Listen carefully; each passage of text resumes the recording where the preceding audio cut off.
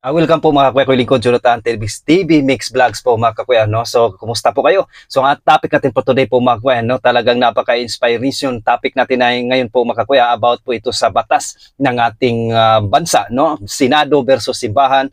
Ano ang batas na umiiral, no? So, ang Senado ba o ang simbahan? So, napakaganda ating topic natin po today po mga kakuya, naka-inspired at bibigay sa atin ng liwanag po mga kakuya, no? So, atin tatalakayin dito kung ano ang papel ng inang simbahan pagdating sa mga ganitong bagay, lalo na po kung mayroon pong ipinapatupad ang Senado. So ano ang papel ng ating inang simbahan ito? So matutunghayan natin po mga kuya gamit ang mga Bible verse, no? Kung ang salita ng Diyos ay talagang para mas lalo natin maintindihan ang salita ng Diyos patungkol po dito po mga kakuya. Dahil kung pag-usapan natin ang Old Testament, nais ng mga propeta noong una na walang hari, no? So dapat si Yahweh lang daw ang hari. So dahil sa katigasan ng mga tao, ulo ng mga tao nang nangailangan, nanghingi talaga ng siyang hari ng isang tao, no? So dahil ganun ang gusto ng mga propeta noon sa Old Testament, dahil nag-aaral kami ng Biblia po mga kuya, na gusto ng isang propeta talaga na walang ibang hari kundi si Yahweh. Dahil sa katigasan nga ng ulo, binigyan sila ng hari, isang tao, dahil ang gusto ng mga propeta, si Yahweh lang ang magdikta sa lahat ng mga inuutos, hindi ang tao. So ngayon, yan na po ang pag-usapan po ngayon mga kakuya, kung ano ba ang umiiral na batas, no? Ang simbahan ba o ang sa Senado, no? So bagong lahat po mga kakuya, pasok mo na intro.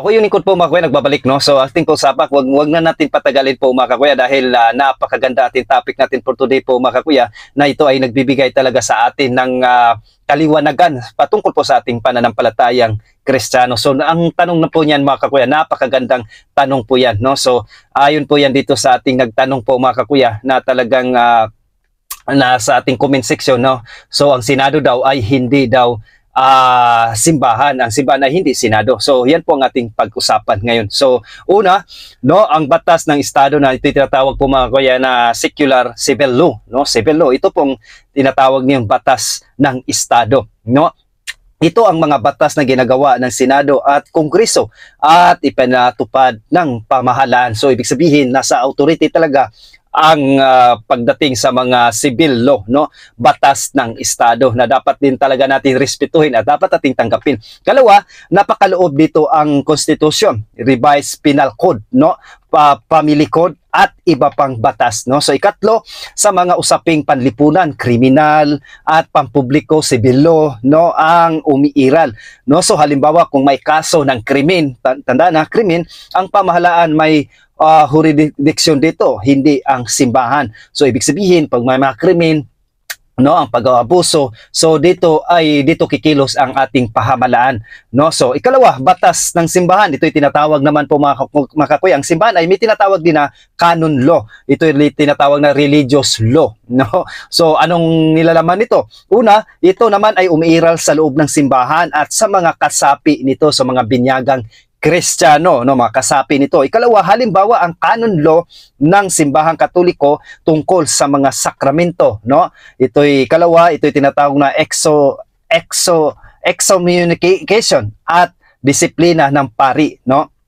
Yan po mga kakuya, no? So ang ikatlo, no, gumagana lang ito sa aspitong spiritual at panrelihiyong, hindi sa buong lipunan. So sa panrelihiyon, no, gumagana ito. So pang-apat, ang huli, halimbawa kung may lumalabag sa aral ng simbahan, maaaring hindi payagang magsakramento, pero hindi siya ikukulong ng simbahan maliban noong panahon ng Inquisition sa kasaysayan. So walang makukulong, no? So mamaya magbigay tayo ng mga example po mga kakuya na bakit hindi rin makulong pag kumari hindi sang-ayon ng simbahan, na ito ay hindi mo dapat isabatas dahil hindi sang-ayon ng Diyos dito. Ito ay labag talagang simbahan. Tapos isabatas ng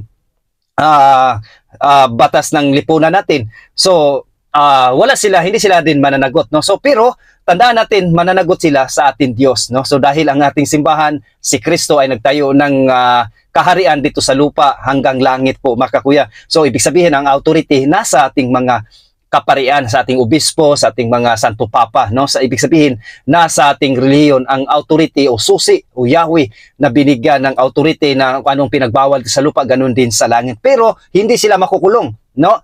So hindi sila makukulong, pero may pananagutan sila sa Diyos kapag nilabag kung sino ang gumagawa nito. So mas delikado ito po mga kapatid, dahil ang Diyos na ang kalaban nila, no? Mamaya magbigay din tayo ng mga Bible verse na mga pinabatas na isabatas ng mga gobyerno natin na tutol ang ating inang simbahan. So dito, sino mas ang umiiral? So yun ang pinakatanong kasi po mga kuya. Sa lipunan at pamahalaan, laging umiiral ang batas ng Senado. Ito tinatawag na civil law. Wag tayong malito po mga kuya. Pag sinabing civil law, yan ang umiiral sa ating batas, no?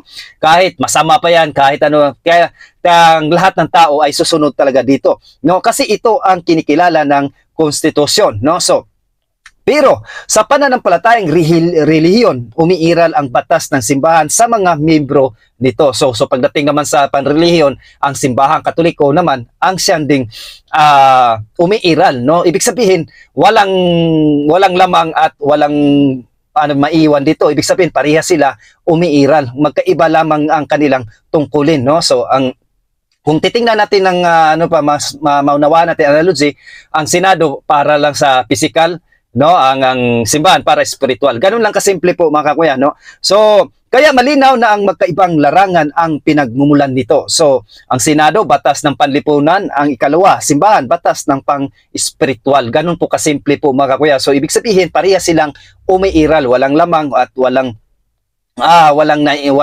mababa. Ibig sabihin pareha sila. Kailangan talaga respetuhin, hindi pwede kontrolin din ng simbahan ang Senado, no? Hindi rin pwede ang Senado, ang mga nasa batas, kontrolin ng simbahan, hindi rin pwede, no? So kaya dito tayo pero pwede ang simbahan kapag nilabag nila ang spiritual nga, ito nga siya, no? Katulad na lamang ng mga batas na hindi ka sang-ayon ng simbahan, tutol sila. Pero kahit anong tutol ng simbahan, kahit pinapatupad ng batas niyan, ay wala na talagang magagawa ang simbahan. Pero managot sila sa Diyos. So ganun po katindi po mga kuya ang ating inang simbahan, no?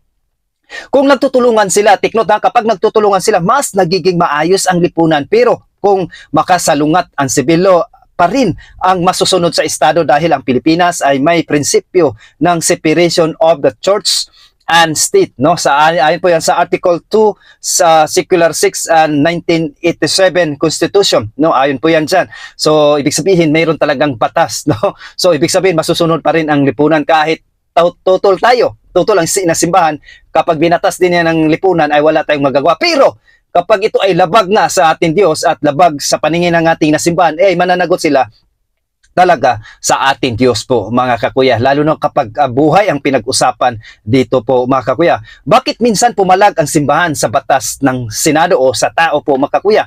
So napakagandang tanong ito po mga kakuya. Bakit pumapalag? No? So ito yung kung sabihin man natin ay may authority siya. Bakit pumapalag? No? Ganun ang pinaka-punto natin ito. Minsan pumapalag ang simbahan talaga, no? Sa batas ng Senado kasi may mga panukala o batas na tingin ng simbahan ay sumasalungat sa kanilang moral at pananampalataya. So dito napapasok ang inang simbahan. Bakit nakikialam ang ating mga kaparian, no? So kaya hindi natin maintindihan kapag hindi natin alam nga ang batas ng Diyos po mga kakuya. Kaya tandaan natin, alamin natin ang batas ng Diyos para mas maunawaan nga natin kung ano ba talaga ang papel ng bilang mga binyagang Kristiyano. Kahit tayo mga binyagang Kristiyano, nakuha nga natin ang pari, hari at isang propeta, no? Tatlo ang nakuha natin doon, nakuha yan sa binyag, no? So ibig sabihin na-adapt natin yan nung tayo ay bininyagan, no? Sa bilang mga Katoliko. So ibig sabihin nasa atin, no? Sa pagdating sa ating pamilya, sa atin din na pupunta ang authority. Pero sa lipunan, ito mga Senado dahil dito ay tinalaga ng taong bayan. Pagdating nga sa moral law at spiritual, at sa spiritual, kapag may nilabag dito napapasok ang ating inang simbahan. Ang mga dahilan, prinsipyo at moralidad ng simbahan. Ang simbahan ay lalo na Katoliko ay may malinaw na turo tungkol sa buhay, pamilya at moralidad. Dito napapasok po mga kakoy kapag may tinatamaan dito ang katulad na ng war of drugs po mga kakoy. Grabe ang simbahan dito, nakipaglaban dito, no? So talaga kasi may patayan na at hinlabag na ito sa utos ng Diyos po mga kakoy. So mamaya magbibigay din tayo Bible verse o mga pangontra sa bakit binawal na katulad ng mga death penalty, magbibigay din tayo, ayaw ng Diyos niyan, at suportahan din natin ng Bible verse. Ikalawa, kapag ang batas ay taliwas dito, natural lang na magsalita ang simbahan, no? So grabe, no? Magsalita talaga ang simbahan dito po, mga kakuya, no? So ang ano bang mga dito, mga example po mga koy, bakit nagsalita ang simbahan patungkol po dito po mga koy kapag may nilalabag ang ating lipunan, lalo na po sa ating mga mambabatas. Una, RH law, ito ay tinatawag na reproductive health law noong taong 2012, no? So layunin ng mag-access ng ang layunin nito magbigay ng access sa contraceptive, sex education at family planning. So ito talaga minungkahi din ng ating presidente ito kanung nung nakaraang taon, no? Sex education. So dito pumapalag ang ating inang simbahan, no? So talagang ang tugon ng simbahan dito daw, maaring tumutol dahil sa taliwas daw ito sa turo ng simbahan tungkol sa buhay at pagpaparami, no? So ibig sabihin, no, pagpaparami. So ibig sabihin dito tutol ang ating inasimbahan po mga kakuya. Naging isyo, malaking rally at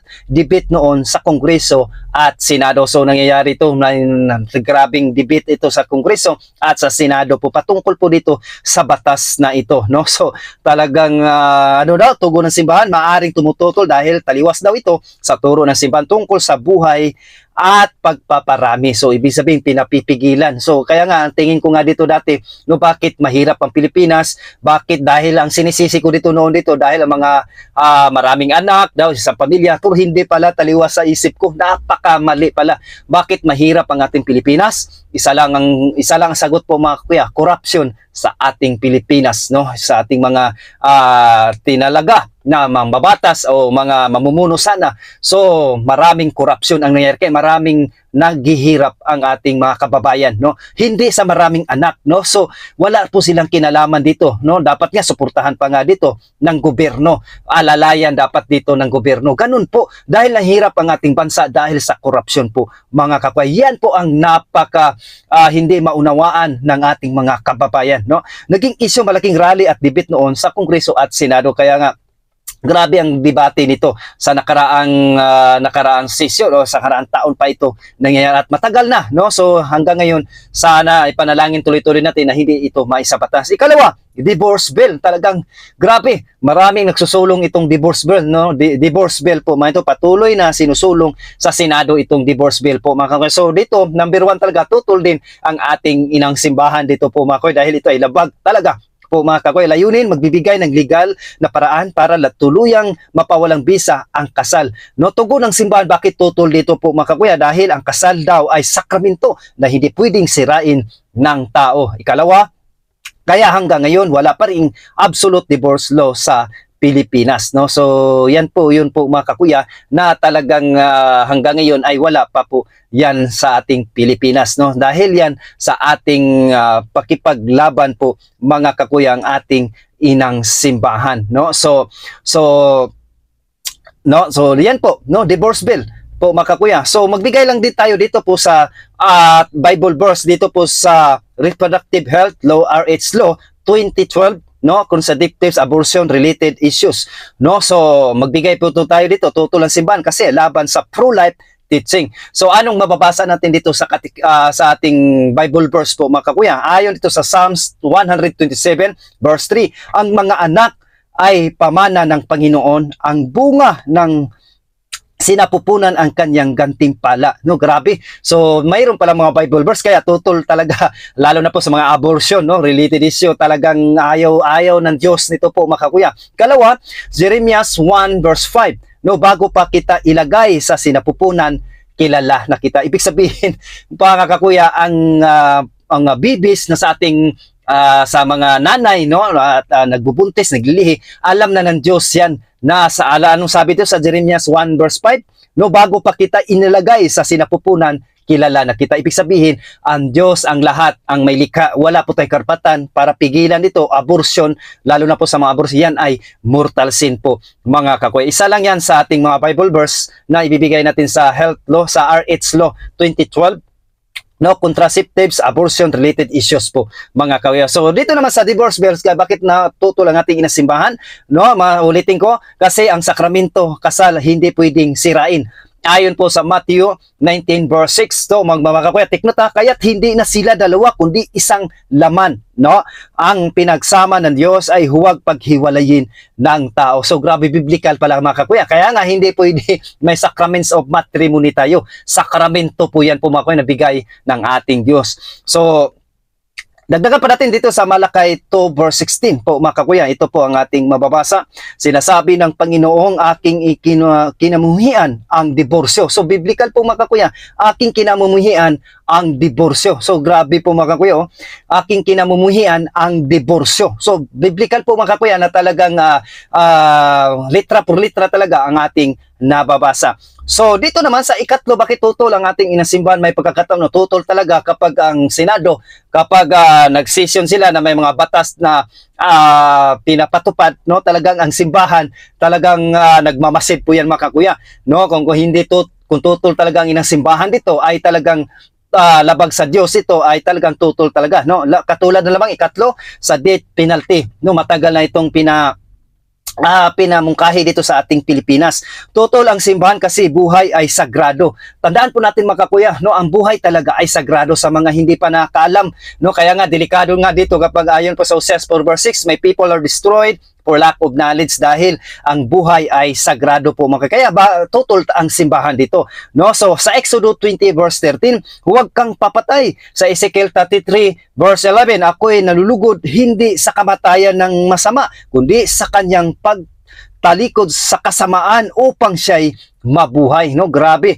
Ayon po sa Ezekiel 33 verse 11 po mga kakuya. Kaya nga tutol tayo sa death penalty. So ibig sabihin, sagrado talaga ang buhay. Ibig sabihin, wala tayong karapatan na kitilin ng isang buhay ng isang tao dahil hindi tayo ang mamayari kundi ang Diyos lamang ang may karapatan. So ang pang-apat, no, same-sex marriage bill, no? So talagang ito ay sinusulong na rin talaga ito sa ating bansa, no mga kakuya. Tutol ang simbahan. Bakit nga ba tutol ang simbahan dito? Kasi kasal ay para sa lalaki at babae lamang. So sa Genesis 2 verse 24, dahil dito'y iiwan ng lalaki ang kanyang ama at ina at makikisama sa kanyang asawa at sila'y magiging isang laman. So grabe, no, sa Genesis 2 verse 24 po mga kakuya. So, sa Romans 1 verse 26 hanggang 27, nagbabala si San Pablo laban sa pagkipagtalik ng kaparihong kasarian. So, pero mga apostol, nagbabala nga dito po mga kakuya. So, therefore, hindi talaga pwede mo ikasal yan. At hindi pwede pagsamahin ang babae to babae, lalaki to lalaki. No? So, yan ay talagang labag sa atin Diyos po mga kakuya. No? So, kaya talaga makikita natin po mga kakuya na ang ating inang simbahan, no, so ang ating inang simbahan talaga, no, kapag nagsalita, no, so paano naman kakuya na ito ay tutol natin simbahan tapos isa na batas ng gobyerno natin, wala na pong magagawa ang ating inasimbahan po mga Kristiyan. Tandaan natin ang batas nga nila ay hindi natin sila diktahan, no? Kung ano yung gusto nila ay talagang may sa batas. Ang gagawin lang ng simbahan dito, paalalahanan na yan ay labag pagdating sa Diyos. Ngayon, isa batas nila, sila na ngayon ang managot sa ating Diyos po mga kung sakaling maisabatas ito. So marami talaga ang magkasala dito, babae-babae, lalaki to lalaki magsama, ay mortal sin po yan po. So talaga ang mangyayari ito po mga kuya, no, at talagang talagang parami ng parami ang magkakasala pag ito ay naituloy, lalo na po dito sa anong sabi to, magsama ang lalaki-lalaki, babae to babae. So ang Diyos, mananagot na sila sa Diyos. Basta ang simbahan, ginagawa lang niyang kaparte. Dahil, bakit? Dahil ang simbahan, siya ang tinatag ng ating Panginoong Jesucristo. Nagtayo ng kaharian dito sa lupa hanggang langit. Iniwan niyang kasusi sa ating mahal na Santo Papa. Walang iba kay Saint Peter, unang Santo Papa po mga kakuya, no? So kung anong kalagan daw dito sa lupa, ganun din sa langit. Kung anong pinagbawal mo dito sa lupa, ganun din sa langit,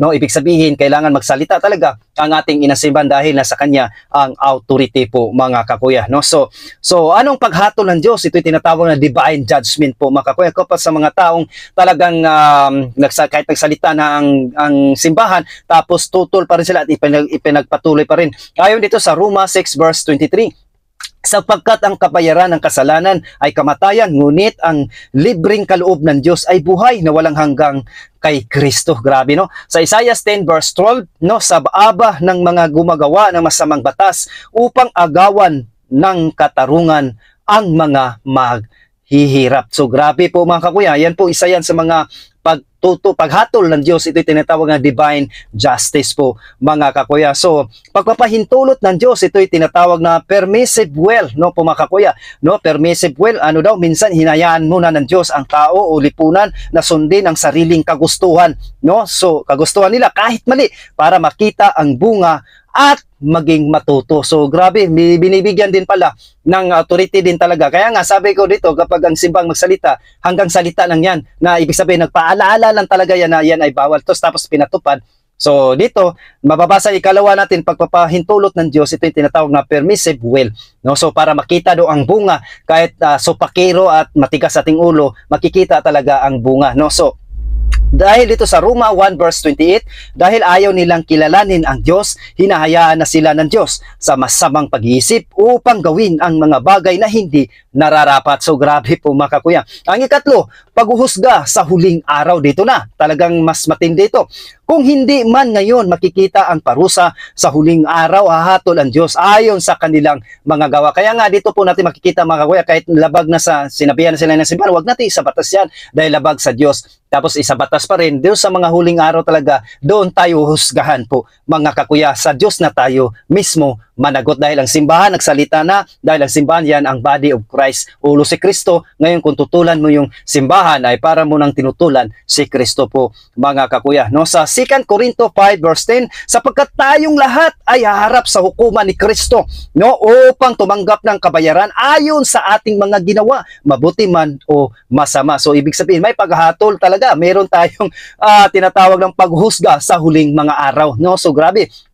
Grabe po mga kakuya na talaga dito pa lang sumunod na tayo sa aral na itinalaga ng Diyos po mga kakuya. Walang iba kundi ang simbahan, dahil ang simbahan siya ang katawan ni Kristo. Sa Hebreo 9 verse 27, itinakda sa tao na mamatay na minsan at pagkatapos nito ay muling paghuhukom. So grabe po mga kakuya na talagang husgahan talaga tayo ng Diyos kapag hindi tayo sumunod sa kanyang mga turo, no? So delikado sa ating kaluluwa. So pang-apat, pagbibigay ng pagkakataon ng pagsisisi. Ito, nagbibigay naman din talaga ang Diyos dahil ang Diyos ay pag-ibig. Pero bago ang hatol, laging may pagkakataon ang tao na magbalik loob. So talaga yan ang laging ginagawa ng Diyos sa atin, na minsan talaga, no, sa katigasan ng ating puso, no, at katigasan ng ating ating mga isipan na wala na talaga din na obra, talagang delikado talaga po mga kailangan pagsisihan talaga natin. Ezekiel 18 verse 23, ako ba'y nalulugod sa kamatayan ng masama?